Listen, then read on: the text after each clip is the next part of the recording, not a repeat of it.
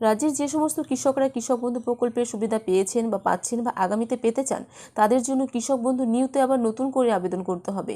অর্থাৎ কৃষক বন্ধু নিউতে নতুন করে ফর্ম ফিল আপ করে তারপরে আপনাদেরকে জমা করতে হবে। তারপরে আপনারা বছরে 10,000 এবং 4,000 টাকা কিন্তু সরাসরি পেয়ে যাবেন আপনাদের অ্যাকাউন্টে।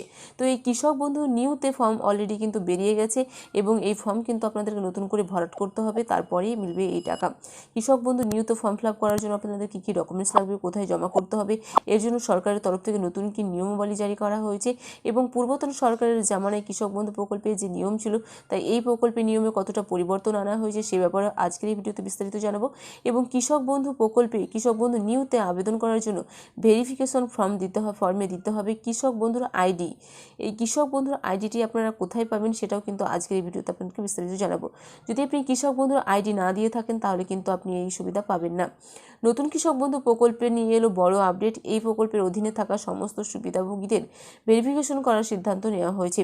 ভেরিফিকেশনের জন্য ফর্ম বিতরণের সিদ্ধান্ত নেওয়া হয়েছে। জানা যাচ্ছে যে অনুমোদিত কর্মীদের দ্বারা যাচাই করে পোর্টালে আপলোড করা হবে আবেদনগুলি। কেবলমাত্র ঝাড়াই বাছাই আবার নতুন করে শুরু হচ্ছে কৃষক বন্ধু প্রকল্পে। যারা যোগ্য উপভোক্তা অর্থাৎ জমি রয়েছে, একটি প্রকল্পের সুবিধা পান, তাদেরকে এই প্রকল্পের সুবিধা দেওয়া হবে বলে জানা গেছে। কৃষক বন্ধু প্রকল্পে আবেদন অনুমোদন বা প্রত্যাখ্যানের দায়িত্ব দেওয়া হয়েছে সহকারী কৃষি অধিদপ্তর, ব্লক স্তরীয় অফিসার, ব্লক এবং জেলা প্রশাসনকে। উল্লেখ্য, ভেরিফিকেশন ফর্মে ব্যক্তিগত তথ্য, জমির তথ্য, ব্যাংক সংক্রান্ত তথ্য দিতে হবে। কী কী তথ্য পূরণ করতে হবে?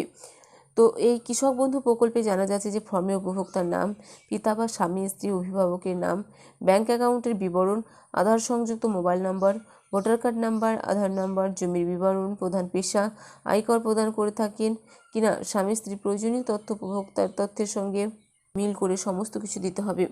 বেশ কিছু ডকুমেন্টও দিতে হবে ভেরিফিকেশন ফর্মের সঙ্গে। আধার কার্ডের জেরক্স কপি জমা দিতে হবে আবেদনকারীকে। স্বামী স্ত্রীর আধার কার্ডের জেরক্স, আবেদনকারী ভোটার কার্ডের কপি, স্বামী স্ত্রী ব্যাংকের বই, পাসবইয়ের প্রথম পাতার জেরক্স লাগবে। এছাড়া জমির খতিয়ানের কপি, জমির দখল সংক্রান্ত নথি, কৃষক বন্ধু রেকর্ডে থাকা তথ্যের সঙ্গে মিলিয়ে অতিরিক্ত ডকুমেন্ট চাইলে সেটাও জমা দিতে হবে।